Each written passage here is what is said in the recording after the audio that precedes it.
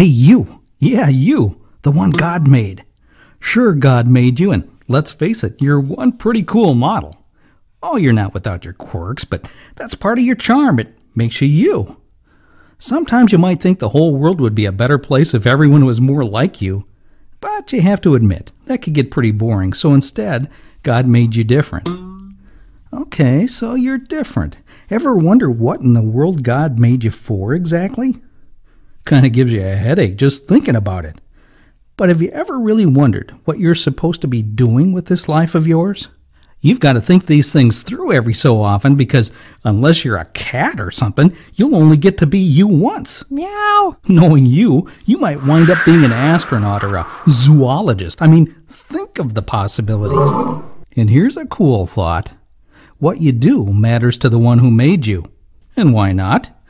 You're part of God's creation. And are you ready for this? You were made to create too. Don't worry, you don't have to write a novel or throw a pot to be creative. Sometimes serving right where you are in your own way is a pretty good creative challenge. But watch out, because people like us sure have a way of wanting to compare ourselves. And pretty soon we figure some people have big, important lives with big things to do, maybe even in some faraway place. Ooh, all that can make you feel sort of small and insignificant, but not in the Creator's eyes. After all, we are all uniquely and wonderfully made. Okay, so your life is valuable. Ever get the feeling that while you only have one life, there are lots of parts of your life, compartments where parts of you are kept?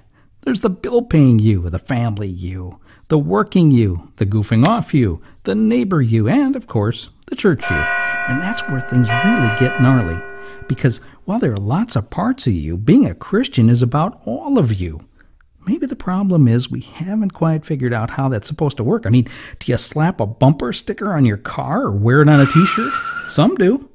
But maybe it's more than that. Maybe we're called to do something that goes beyond the surface level. In fact, a lot of us have been thinking and wondering just how to connect what happens on Sunday to work and school on Monday. We came up with something called Centered Life. It's about people gaining a new sense of belonging, identity, and meaning.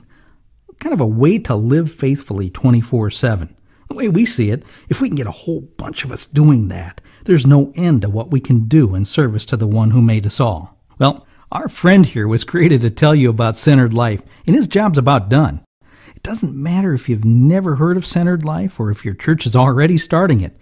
If you'd like to know more about it, go to centeredlife.org. I'll see you later. Bye!